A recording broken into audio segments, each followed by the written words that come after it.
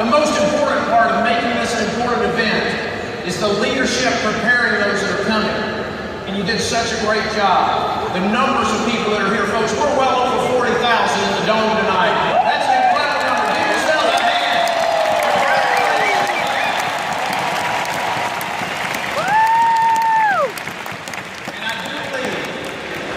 And I do believe it's been a life-changing event.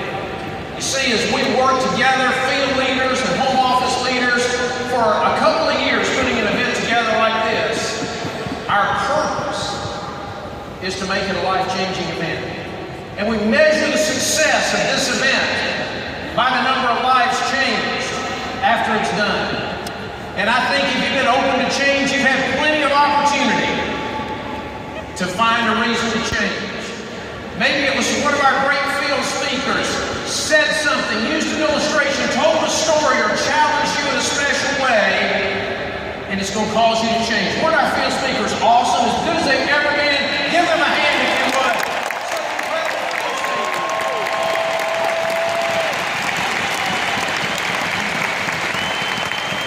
Or maybe it was the recognition that Mike Landry talked about. Maybe you didn't get recognized and your butt's burning right now. And that's going to create change. There's no telling what it might have been, but as I think of all the possibilities, one of the things that absolutely blew me away was the Primerica wall. A crazy, unreasonable idea just a few months ago where we started talking about how we can ask our people as they come to consider their why before they get here, create tangible evidence of it, and come and post it on that wall.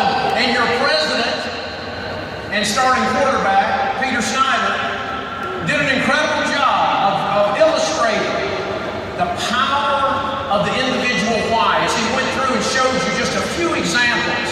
And by the way, I've been asked about 100 times already, well, where's the wall? What happened to the wall? I can assure you, we carefully and reverently took it down, and we're taking it back to the home office, preserving everything that was there. And I can't tell you what we're doing with it yet, but I can tell you there are already about 1,000 ideas of great things we can do with what you put on that wall. Peter showed you the individual power of why, but if one why can change a life, 40,000 whys can change the world. Think about how powerful that is.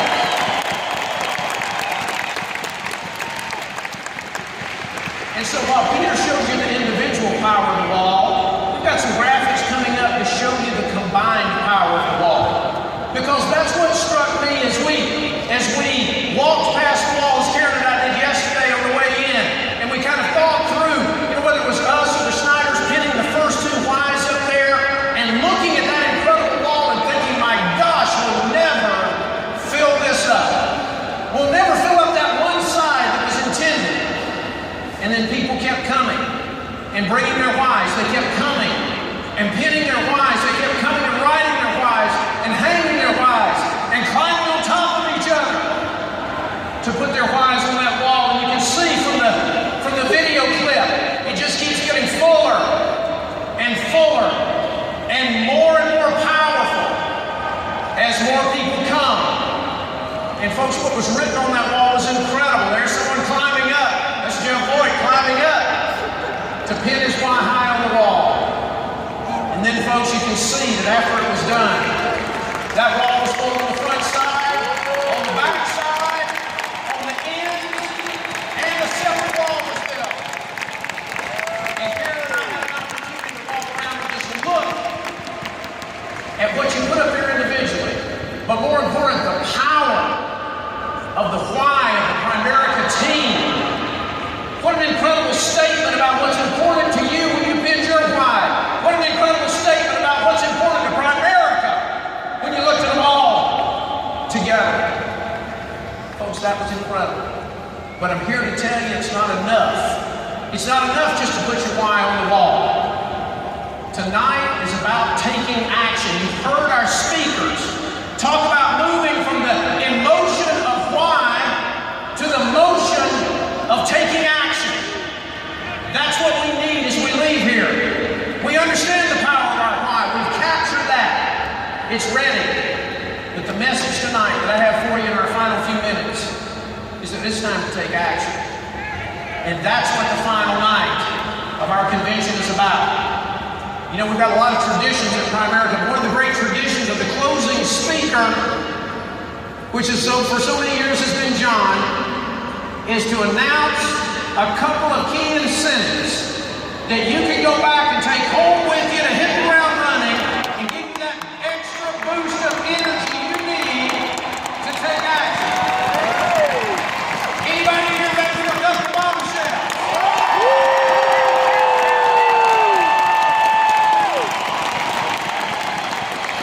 I heard Julie this morning ask you how many intended to be with us at the incredible Atlantis Resort in the Bahamas this coming February.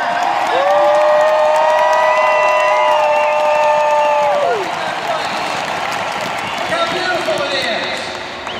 We've had a contest going, one of our biggest contests ever, for 2.5 months. And a lot of people have already decided they can't win. You can't compete with the greats of Primerica. It just can't happen for me. Well, I'm going to tell you, if you're in this room tonight, you're wrong, if that's your opinion. Let's go to bombshell number 1, and I'll show you why. If you're in this building tonight, if you're with us here tonight in this room, and you leave this event between now and the end of July, you get one personal recruit. One personal recruit. If you're not on track for Atlantis at the end of July, we're going to move you up and put you on track.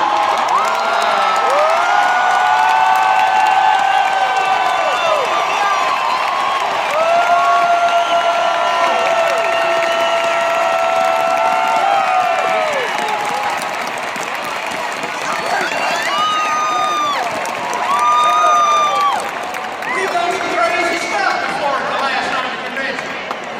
But for years, we've been looking for a way that every person can leave the dome with one thing to do: to change, to take action.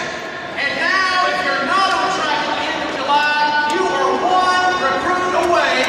How unreasonable is it to have 40,000?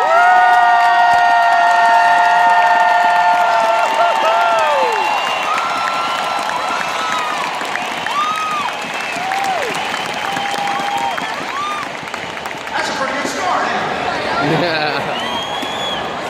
Well, I know you're out there drinking. Well, that's great for me. I'm here in the room. But there are thousands of people watching on VOL right now. We're broadcasting this live. And there are thousands of people that couldn't make it for a lot of good reasons. And what about them? And there are thousands of people who haven't even joined Primerica yet. What about all those recruits you're going to get when you get home tomorrow and Monday and Tuesday? What about them? Well, let's take a look at bombshell number 2. If you're not here in the dome, if you're not here tonight, and between now and the end of July, you're allowed to get 2 personal recruits. We're going to move you up.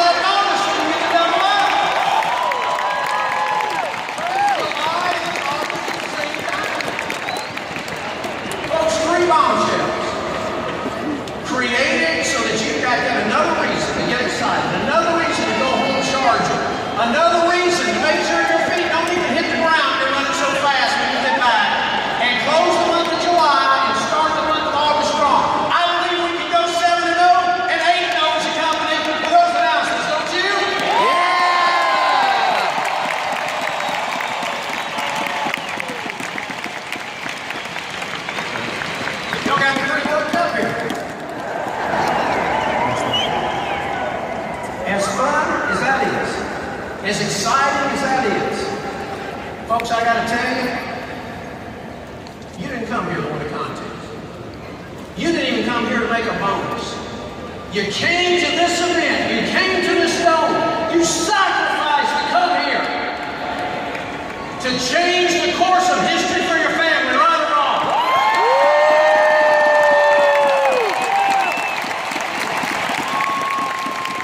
And if you win a contest, if you get a bonus along the way, that's great. But if you win a contest or get a bonus and you don't change the course of history for your family, folks, you lost. You lost. So I want to talk to you tonight about expanding your vision, about getting ready to do something big when you leave here, about getting ready to take action, doing something that defies logic, doing something that you tell people about it and you know when you tell them, they're going to smirk. They're going to doubt you. They're not going to believe you can do it because it's too unreasonable. You see, I'm a believer in doing the unreasonable. One of my favorite quotes in the world is from George Bernard Shaw. It's coming up on the screen. I'll read it to you. I won't read it to you there because that monitor's on now. But alas, I have minutes. Okay, here it comes back. George Bernard Shaw. The reasonable man adapts himself to the world. The unreasonable one persists in trying to adapt the world to himself. Therefore,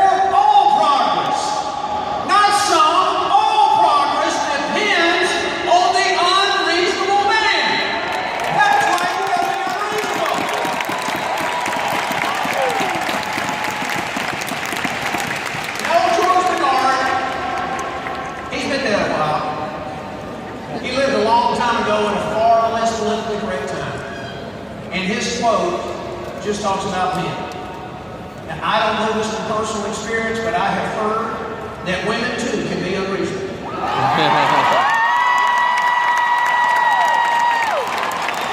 You didn't hear it from me. Nobody's off the hook. Everybody needs to leave here thinking about doing the unreasonable. Don't leave here with a small goal. Leave here with a huge goal. Don't leave here with a small action plan.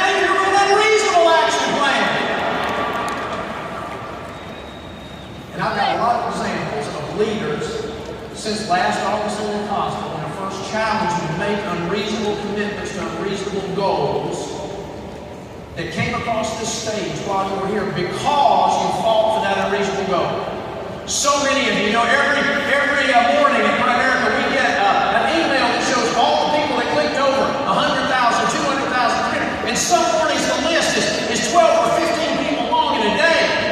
And one of the things I love to do in the morning when I first get to work and get that is I love to get out my phone and send a text message to every one of those people congratulating.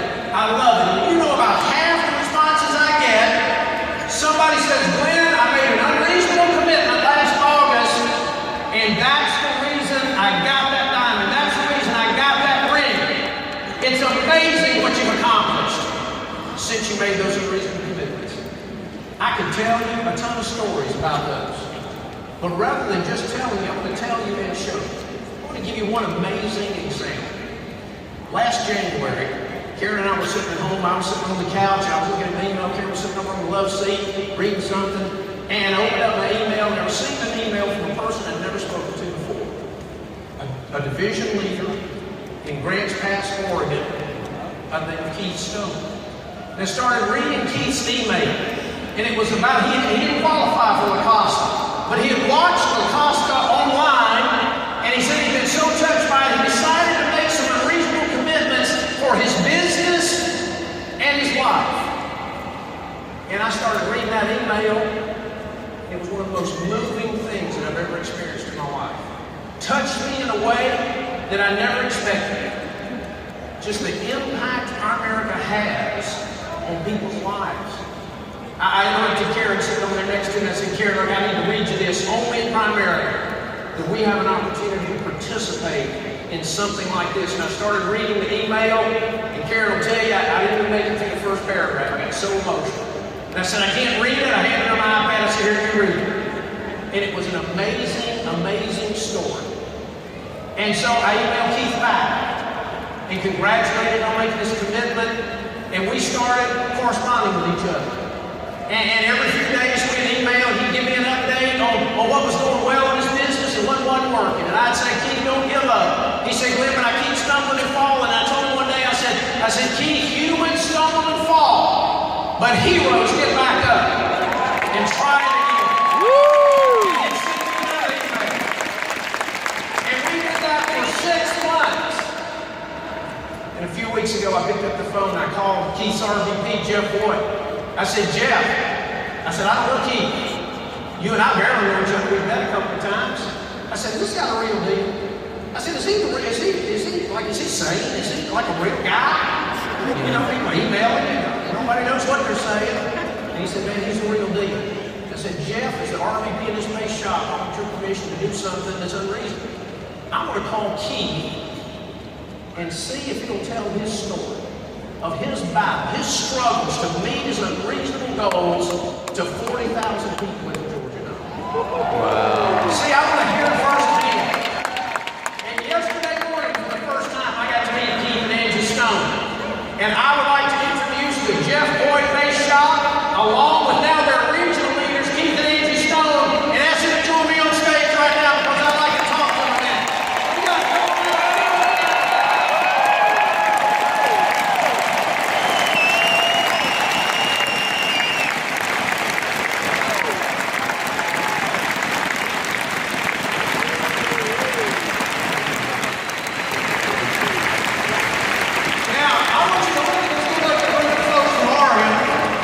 Because when we first started talking, there was only a few of them coming to the dome.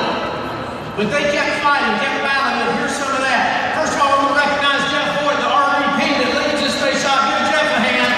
God bless you.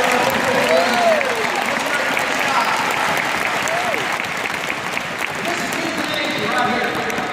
Just met yesterday, right, Keith? Yes, sir. Although we felt like we've known each other a long time. Long time, Glenn. Thank you. And Keith, you know you sent me that email a little over 6 months ago, and I've never been impacted by anything like that in my business, like 34 years with this company.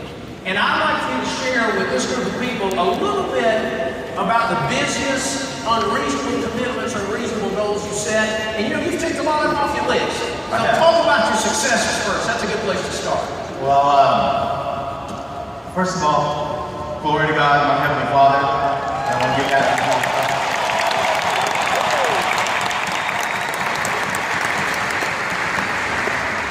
Yeah, no, like I said, I watched him speak on like in the reasonable goals. I said a prayer and I just penned the email. I didn't know it was going to him. I had no clue. But I want to be a RVP. I said I want to walk across the stage. And I had some weight challenges, you can probably tell. But I wanted to lose some weight and I wanted to be an RVP and I want to build a team. And so that's kind of what my goal was. Right? But since then, I know because you kept me updated on the positives and the negatives. True. And I got a pretty long list of things you checked off. Security's license, right? Yeah, and I passed that, of course, easily on the first round.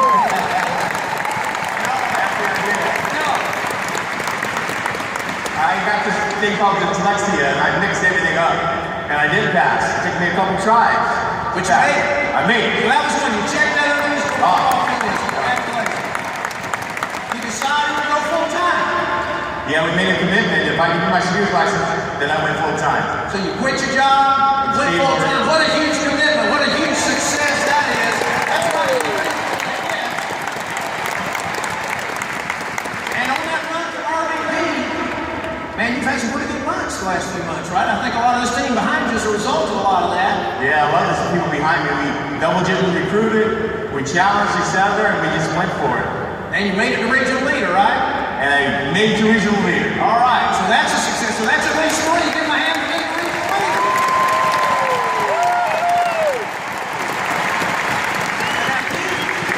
All that sounds so unreasonable that most of us in this room don't believe we're that good. Most people believe that we can't do what others can do.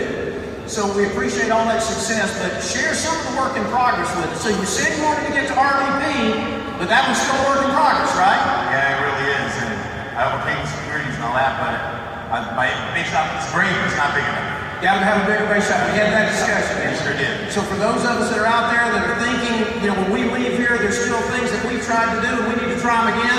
got one of those over there, so big. Yes, sir. Now, one thing I will tell you, if I remember that email, you said you wanted to be on the stage in Atlanta as an RVP. You're still working on the RVP, but by gosh, you're on the stage. Right or wrong?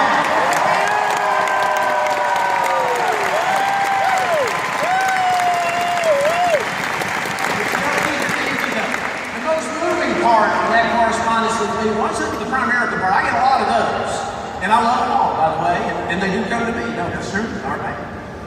But the part that really touched me was the unreasonable commitments you made in life. And that's what I want us to focus on, that the commitments I'm talking about aren't just business commitments, they're life commitments. That's true. And I got my handkerchief with me, okay? But I think you can do it, man. Talk to us a little bit about those commitments and where you are, because you got an unbelievable story about being in the convention. Well, I appreciate that. I made a commitment to Glenn. Should I go back now? Go all the way back to the first time, man. We gotta hear this. Okay.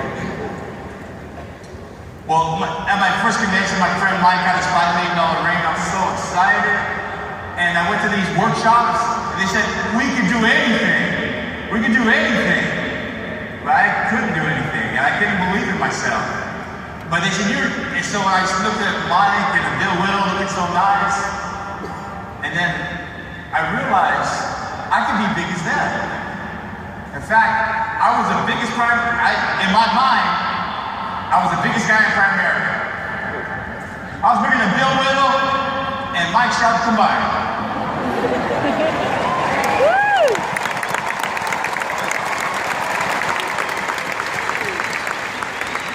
The reason is, you show the picture, at that time, I was 605 pounds.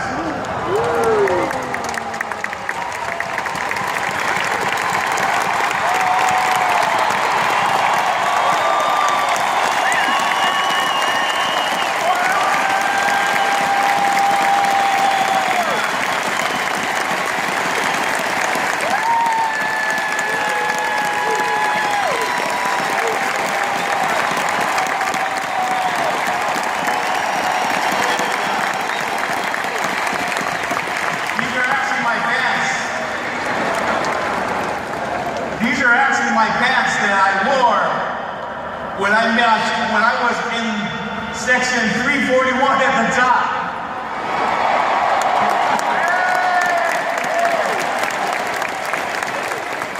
And I gotta tell you, there was a lot of nervous Primerican when I was starting to climb in these stairs, because it gets really high out there. And so there's a lot of people scared. But these pants are size 80. I don't know if you know. If y'all wear size 80 pants, I don't know. But I couldn't buy these, so my mom and I actually made these pants. And I kept blowing the middle out. Oh, but I ain't done yet. Oh, I gotta keep holding it. Okay. I kept blowing it out. These were tight on me. And when I kept blowing up, my mom cut them. And that's what they are. That's the material. See, when you're this big, you don't fit in many places. You don't fit in at work. You don't fit in at school. You don't fit in with friends. And it was hard. But I fit in Primerica.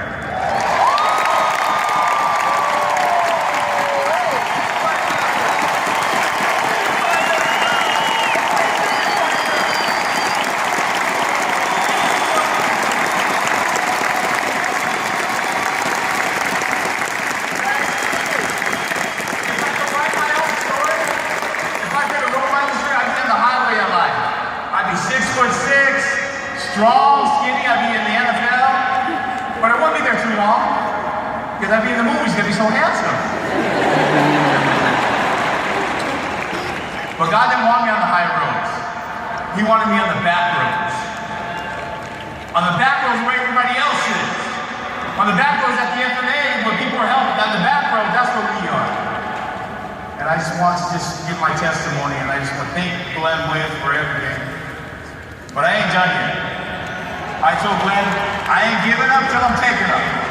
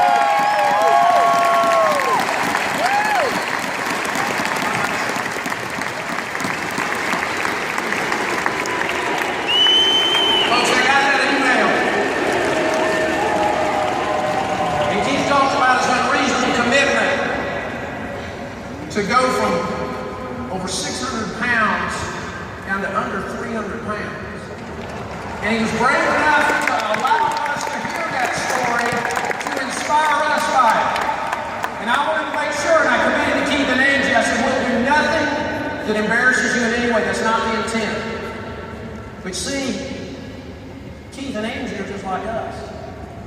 This is not about business, as important as that is. It's about life. It's about the important things in life.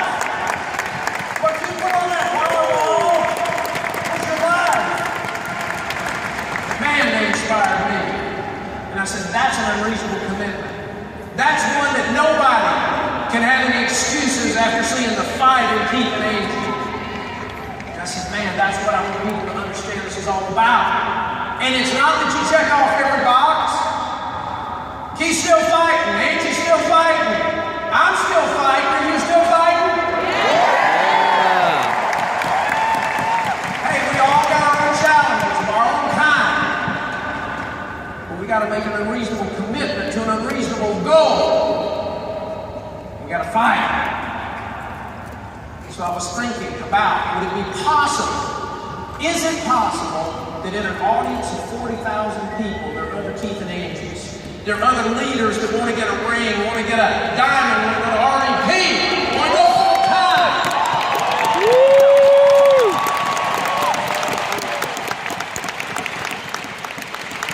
Are there other leaders that want to make life commitments that for some reason this great organization we call Primerica mixes all that together? We can win in business. We can win in life. And I said, I want to do something completely unreasonable. I want to challenge 40,000 people right now. I want you to just think of at least one unreasonable commitment to an unreasonable goal that you're willing to make tonight. Just one. If you want to do more, that's fine, but at least one. Right now, just think of it quietly. Don't share it with anybody. You can jot it down if you need to. If you're like me, I'll forget it before the next paragraph. Just think of one thing. Folks, make it big. Don't make it the goal you had when you got to the Georgia Dome. That was reasonable. You've been here 3 or 4 days in a completely unreasonable environment. You need to stretch that goal. You need to stretch that vision. You need to do like Angel was talking about and hang a date on it. And if you wanted to be a $100,000 earner by next convention, you need to be a $100,000 earner by next January. You need to have an unreasonable commitment, one that people will look at and laugh because it looks unreasonable to them. But to you, with fight like Keith and Angie Stone have, you can do it. I want you to think of at least one right now. And I'm serious, everyone. Have your own. It doesn't need to be what your neighbor has. It could be a business commitment and goal. It could be a personal commitment and goal. Think of one right now. Then I asked the team in the home office, I said, we get everybody to think of one. How the heck are we going to record that? Because you see, Amy also told 2 important things I believe about a commitment. If you're going to keep a commitment, you got to do 2 things. You got to write it down, you got to record it, and you got to tell somebody. I used to say tell somebody you love, but now I say tell somebody that loves you. Because someone that loves you will be honest with you. Somebody that loves you will hold you accountable. They'll support you instead of thinking that you've lost your mind, like most of the world will. And I said, how is it possible we need to be able to collect 40,000 unreasonable commitments in the Dome on Saturday night? And they said, Glenn, that's completely unreasonable. And I said, then that's what we're going to do. So here's what I want you to do right now. I want you to quietly, like you were in church, take out your phone. Take out your phone right now. Get it out of your pocket. Get it out of your handbag. Get it out of your sock. Wherever you took your phone. Get it out right now. Turn it on. And go to a screen, the screen, where you send a text message. Go to your text message screen. A blank text message. You've never sent one to this destination before, I can assure you. So go to a blank screen with a text message. And at the top of that screen, where you put in the phone number for the destination for the text, here's what you do. If you're on a U.S. system, U.S. phone provider, you type in 99000. If you're on a Canadian phone system, you type in 76000. I have no idea why. Maybe it's exchange rate. I don't